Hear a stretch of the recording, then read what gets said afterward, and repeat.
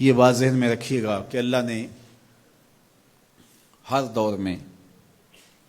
انبیاء کے پاکیزہ وجود اور اولیاء صلحاء کے پاکیزہ وجود پیدا کیے، لوگوں کی ہدایت کے لیے، لوگوں کی رہنمائی کے لیے۔ ہر زمانے میں مختلف لوگ اللہ کے برگزیدہ بندے، اس کے مقرب بندے، اس کے قرب سے فیضیاب ہو کے مخلوق کو فائدہ پہنچاتے رہے۔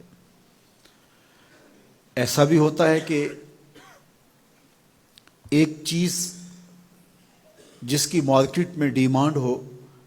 تو اس کا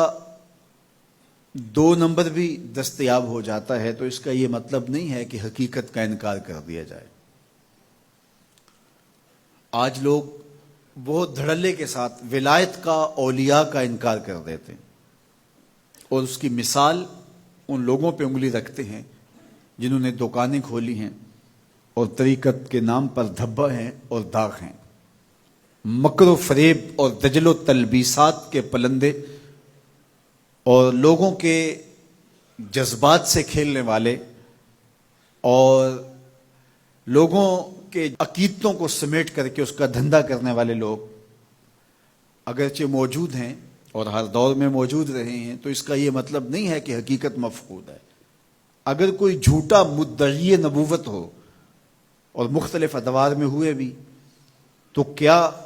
نبوت کی حقیقت کا انکار کر دیا جائے گا؟ تو جب جھوٹے مدعیان نبوت کی وجہ سے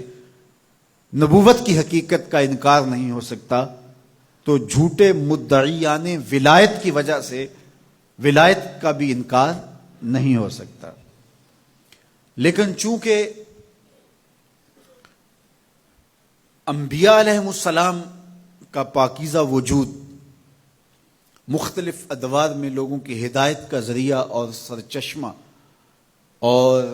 سبب رہا، اور مختلف ادوار میں انبیاء علیہ السلام آتے رہے تا آنکہ میرے اور آپ کے آقا و مولا حضور ختم المرتبہ تشریف لائے۔ حضور کے بعد نبوت کا دروازہ بند کر دیا گیا، لیکن ولایت کا دروازہ بند نہیں ہوا تا آنکہ خاتم الاولیاء حضرت امام مہدی تشریف لائیں گے، اور ان کے بعد پھر جب کفر پھیلے گا اور پھر یہ دروازہ بند ہوگا۔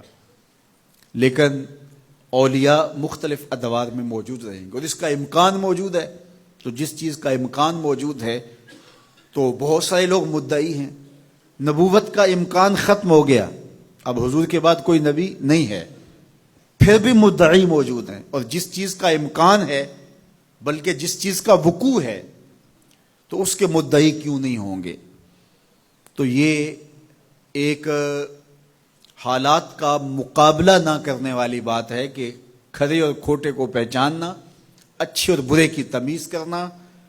اصل اور نقل کی شناخت کرنا، جب مشکل لگے تو آپ سرے سے اس کا انکار کر دیں۔ تو اس کا مطلب یہ ہوا کہ ہم اپنے لیے ان پاکیزہ لوگوں کی ضرورت محسوس نہیں کرتے، ورنہ ہم کیسے انکار کریں گے؟ اگر ہمارے بدن کو ادویات کی ضرورت ہو، ایسی بیماریاں لاحق ہو جائیں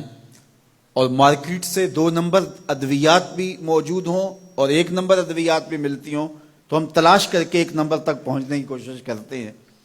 تو اگر روح بیمار ہے اور اس کے معالج ہمیں چاہیے اور ہم سمجھیں کہ اس کے بغیر چارہ نہیں ہے،